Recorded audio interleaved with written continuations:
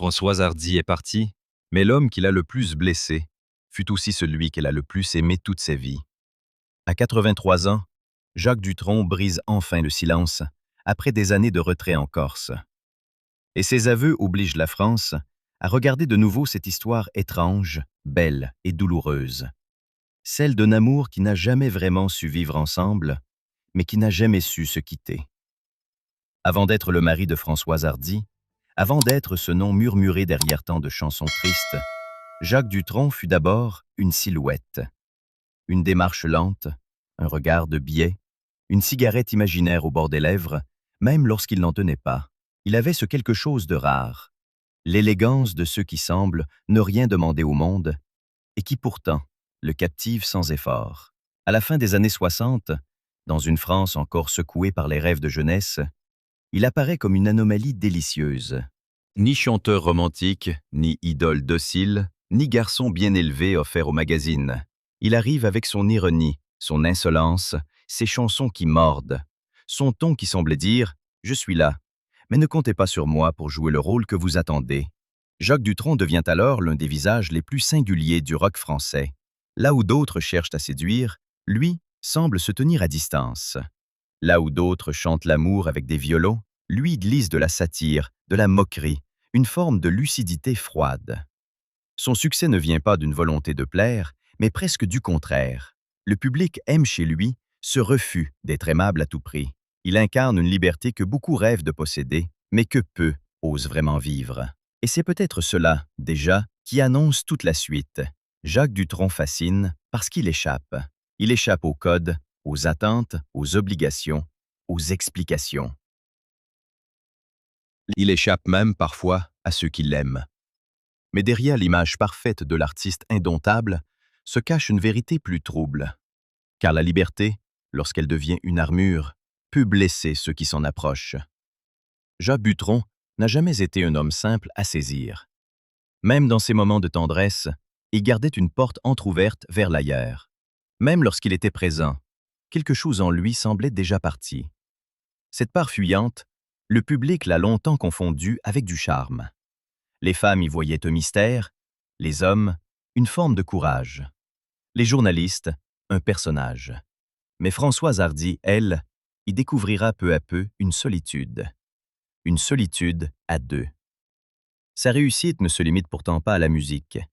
Jacques Dutronc devient aussi acteur, et là encore, il impose la même présence étrange. Peu de gestes, peu de mots, mais une intensité qui traverse l'écran. Il n'a pas besoin de surjouer. Il existe simplement, et la caméra vient à lui. Les critiques le respectent, le public le suit. Le cinéma lui offre une seconde vie artistique.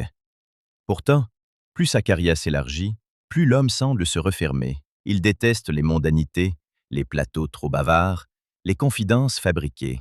Il refuse de transformer sa vie privée en spectacle. Ce silence, longtemps, protégera son mythe. Mais il deviendra aussi une énigme, surtout lorsqu'il s'agira de Françoise. Car comment comprendre un homme qui peut rester lié toute une vie à une femme sans lui offrir la paix qu'elle espérait? Comment juger celui qui aime, mais ne sait pas rassurer? Celui qui revient, mais ne promet jamais vraiment de rester? À travers Jacques Dutronc, la France regarde une figure presque impossible. L'artiste libre jusqu'à l'excès, l'homme drôle et distant, le compagnon aimé mais douloureux, le père discret, le solitaire de Corse. On l'admire pour ce qu'il n'a jamais cédé au monde. On lui reproche aussi ce qu'il n'a jamais su donner aux siens. Et c'est là que commence le paradoxe. Jacques Dutronc, l'homme qui semblait tout maîtriser, tout tourner en dérision, tout tenir à distance, portait peut-être en lui une peur plus profonde qu'il ne voulait l'avouer. La peur d'être enfermé, la peur d'être attendu, la peur qu'un amour immense devienne une maison sans sortie. Alors il a choisi l'espace, il a choisi le retrait, il a choisi cette manière de rester proche sans se laisser prendre. Mais à force de vouloir préserver sa liberté, n'a-t-il pas condamné Françoise Hardy à aimer un fantôme vivant? Un homme bien réel, oui, mais toujours légèrement hors d'atteinte. Et c'est peut-être cette distance, plus encore que les infidélités ou les silences, qui donnera à leur histoire sa beauté tragique. Lorsque Jacques Dutronc croise la route de Françoise Hardy au milieu des années 60, tout semble les opposer, et pourtant, tout les attire. Elle est déjà une icône, une jeune femme au visage mélancolique, à la beauté presque irréelle, avec cette voix douce qui semblait venir d'une chambre fermée un soir de pluie. Françoise Hardy n'était pas seulement une chanteuse populaire, elle était une atmosphère, une façon de regarder le monde avec pudeur, avec inquiétude, avec cette élégance triste qui touchait ceux qui ne savaient pas toujours mettre des mots sur leur propre solitude. Elle chantait l'attente, le manque, les amours fragiles. Elle portait sur elle une grâce discrète, mais aussi une blessure ancienne, comme si elle avait compris très tôt que l'amour pouvait être aussi une forme d'absence. Lui, Jacques, arrive avec une énergie plus sèche, plus provocante. Il ne supplie pas, il ne se plaint pas, il ironise, il esquive. Il se moque des codes, du bon goût, parfois même de lui-même. En 1965, lorsqu'il compose pour elle Le temps de l'amour, personne ne peut encore deviner que ce titre sonnera plus tard comme une prémonition. Le temps de l'amour. Mais quel temps? Celui de la passion? Celui de l'attente? Celui des regrets? À ce moment-là, la chanson appartient encore à la jeunesse, à la légèreté, à cette illusion merveilleuse selon laquelle l'amour suffit. Pourtant, entre eux déjà, quelque chose se dessine. Pas une histoire simple, pas un conte. Plutôt une ligne tremblante, lumineuse et dangereuse, que ni l'un ni l'autre ne sera vraiment effacé. Il faudra attendre 1967 pour que leur relation commence véritablement, après la rupture de Françoise avec son ancien compagnon. Alors, Jacques entre dans sa vie non comme un chevalier rassurant, mais comme une tempête lente. Il ne promet pas le calme, il ne promet pas la sécurité. Il apporte autre chose, une fascination, un trouble, une intensité qui échappe aux règles ordinaires.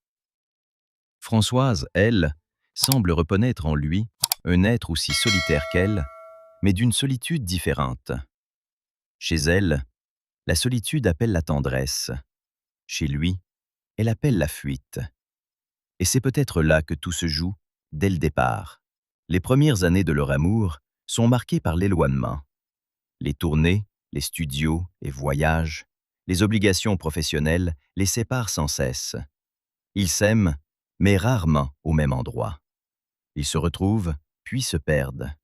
Ils se cherchent, puis chacun repart vers sa propre route. Dans beaucoup d'histoires, la distance nourrit le désir. Dans la leur, elle devient une habitude dangereuse. Car lorsque l'on apprend à aimer quelqu'un de loin, on finit parfois par ne plus savoir comment vivre près de lui. Françoise attend. Jacques disparaît. Françoise espère. Jacques revient, et chaque retour, au lieu de réparer tout à fait, laisse derrière lui une inquiétude nouvelle. Autour d'eux, Paris bruise de rumeurs. Jacques Dutronc est beau, célèbre, libre, et les femmes le regardent. On parle de liaison, de nuits trop longues, de fidélité incertaine. Lui ne confirme pas, ne dément pas, ne s'explique presque jamais. Cette absence de justification devient sa signature. Mais pour Françoise, ce silence n'a rien d'un style. Il devient une douleur. Elle, qui analyse tout, qui ressent tout avec une précision presque douloureuse, se retrouve face à un homme qui se dérobe dès que les mots deviennent trop sérieux. Comment aimer quelqu'un qui refuse de se laisser comprendre? Comment ne pas souffrir quand celui que l'on aime garde toujours pour lui une part de nuit? Alors Françoise Hardy transforme la blessure en musique.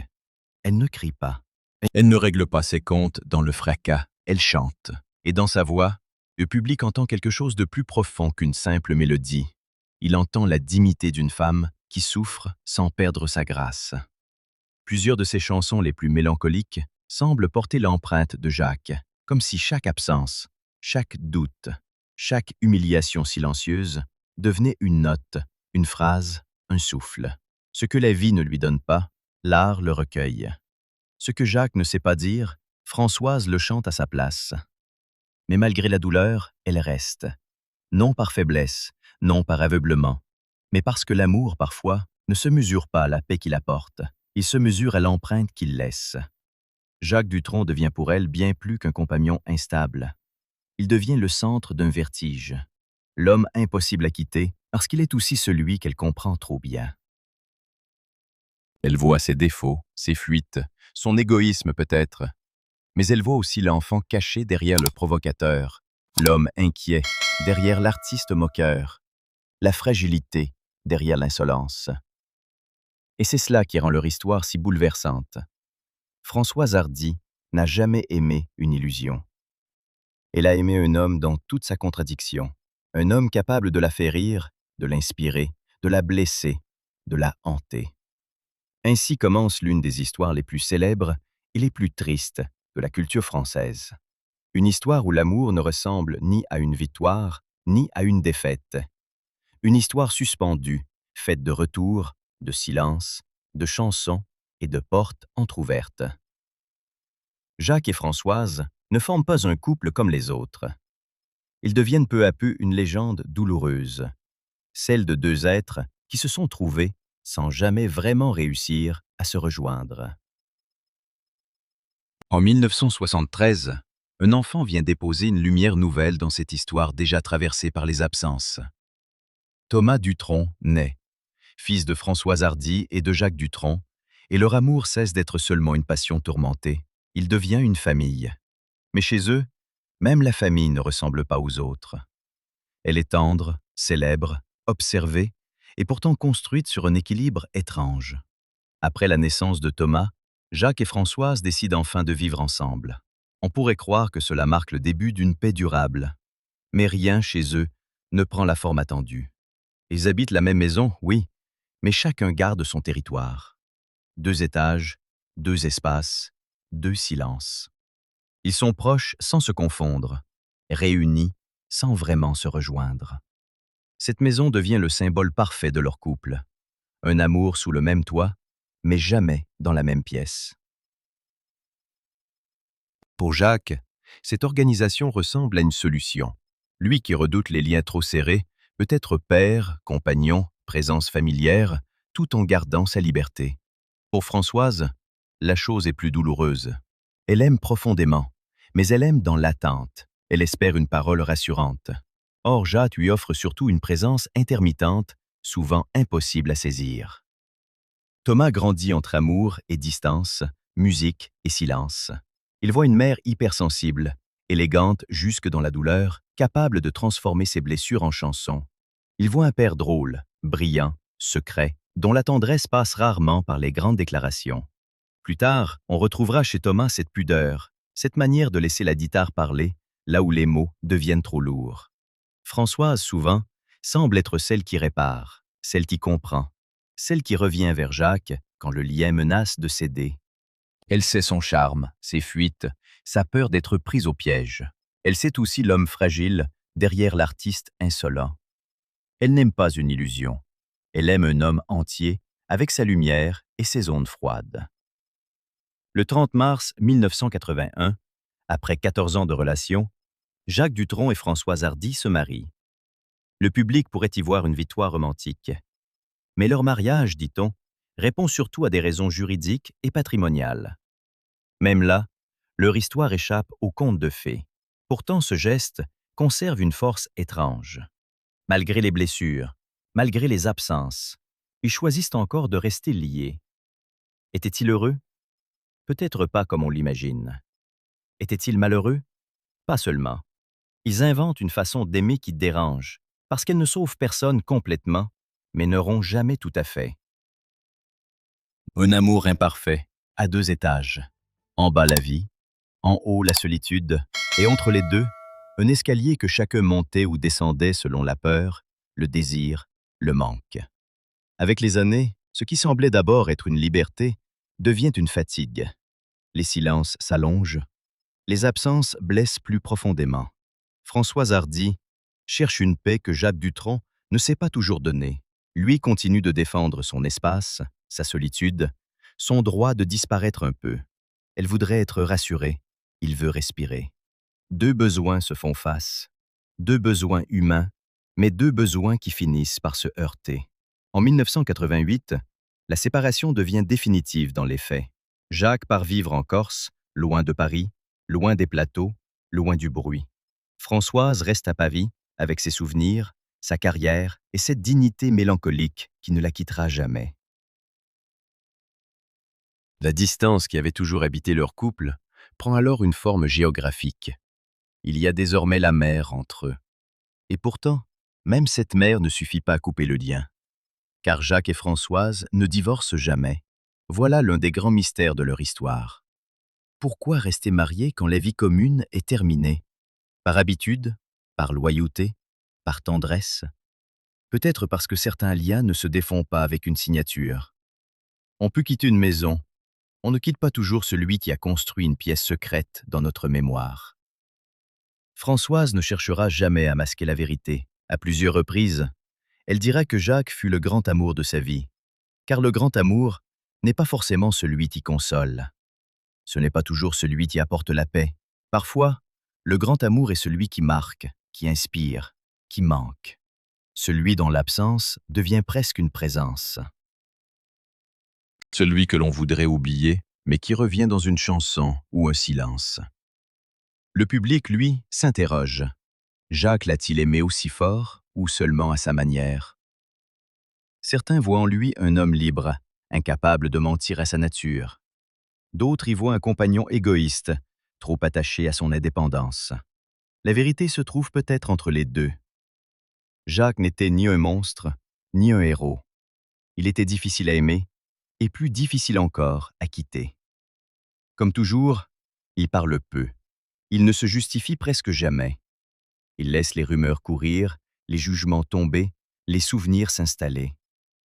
Ce silence agace, fascine, blesse. Certains hommes ne savent pas dire « je regrette ». Ils restent liés de loin, par des attentions discrètes, une fidélité étrange que personne ne sait classer. Alors leur histoire continue autrement, plus comme un couple ordinaire, non. Mais comme une légende intime, douloureuse, impossible à séparer de la mémoire française. Jacques en Corse, Françoise à Paris. Deux vies éloignées, deux solitudes, et pourtant deux noms que l'on prononce encore ensemble. Leur amour n'a pas guéri les blessures, mais il a survécu sous une forme mystérieuse, comme une braise sous la cendre. Invisible parfois, jamais complètement éteinte. Lorsque la maladie entre dans la vie de Françoise Hardy, tout change de couleur. Les années ont passé, les corps ont vieilli, les blessures anciennes se sont déposées comme une poussière sur les meubles du souvenir. Pourtant, au moment où la chanteuse affronte le cancer, Jacques Dutronc n'est pas totalement absent. Il est loin, installé en Corse, protégé par cette île qui lui ressemble, belle, rude, secrète. Mais il garde le fil. Chaque jour, ou presque, il téléphone. Dans ces conversations, il n'est plus question de rejouer le couple, ni de réparer toute une vie. Il reste l'essentiel. Deux voix qui se connaissent depuis toujours. De quoi parlaient-ils? De musique, de souvenirs, de Thomas sûrement. Et puis de la peur. Cette peur que Françoise regardait avec une lucidité bouleversante. Elle qui avait toujours chanté l'attente et le manque, parlait aussi de la mort sans détour. Jacques, lui, n'était pas homme à se répandre. Il ne savait pas offrir de grandes scènes. Mais être là, à sa manière, c'était déjà beaucoup. Peut-être même était-ce tout ce qu'il pouvait donner. Une présence sans éclat, une main tendue à distance. Pendant ce temps, le public observait cette relation devenue presque fantomatique. Ils ne vivaient plus ensemble depuis longtemps. Jacques avait refait une partie de sa vie auprès de Sylvie Duval, rencontrée en 1997 sur le tournage de Place Vendôme. Avec elle, il partageait le calme de la Corse, loin des flashs, loin de Paris. Les rumeurs parlaient parfois de mariage, d'un désir de rendre officielle cette nouvelle histoire. Et pourtant, le nom de Françoise restait là, impossible à déplacer. C'est cela qui troublait la France. Comment un homme peut-il aimer une femme, vivre auprès d'une autre, rester marié à la première et ne jamais vraiment expliquer ce labyrinthe? Était-ce de la pudeur, de l'égoïsme, de la peur? Jacques avait toujours montré qu'il n'était pas fait pour la vie conjugale traditionnelle. Il craignait les attaches, les murs qui se referment, les promesses qui deviennent des chaînes. Mais face à la fragilité de Françoise, quelque chose semblait revenir. Pas la passion des débuts, plutôt une tendresse ancienne. Lorsque Françoise Hardy disparaît en 2024, la France perd bien plus qu'une chanteuse. Elle perd une voix de l'intime, une femme qui avait donné des mots aux attentes silencieuses de plusieurs générations. Et Jacques, lui, se tait, longtemps.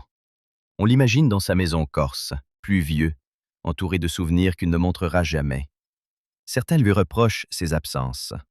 D'autres devinent qu'à cet âge, les regrets ne font pas de bruit. À 83 ans, lorsqu'il brise enfin ce silence, ce n'est pas seulement un vieil homme qui parle. C'est toute une époque qui tremble avec lui. Derrière sa voix, il y a les chansons, les portes fermées, les appels de fin de vie, les mots jamais dits au bon moment. Et chacun comprend peut-être ce que l'on pressentait depuis longtemps. Jacques Dutronc a aimé Françoise Hardy, mais il l'a aimée comme il pouvait, pas comme elle en avait besoin. Depuis la fin des années 80, la Corse est devenue pour Jacques Dutronc plus qu'un refuge. C'est une frontière entre lui et Paris. Entre lui et les souvenirs. Entre l'homme public que la France admire et l'homme privé qui préfère disparaître. Là-bas, loin des studios et des dîners mondains, il retrouve une paix sauvage. Le soleil, les pierres, les chats, la guitare, les jours qui se ressemblent sans l'ennuyer. Jacques n'a jamais eu besoin de foule pour exister. Plus le monde s'éloigne, plus il semble respirer. C'est dans cette vie retirée qu'une autre femme prend place, Sylvie Duval. Leur histoire commence en 1997, après leur rencontre sur le tournage de Place Vendôme. Elle n'arrive pas dans la vie d'un jeune homme libre, mais dans celle d'un artiste déjà chargé de blessures anciennes. Elle sait, comme tout le monde, que Françoise Hardy n'est pas une simple ex-femme. Françoise est un nom, une mémoire, une présence qui ne quitte jamais vraiment la pièce. Aimer Jacques Dutronc, c'est aussi accepter cette ombre-là.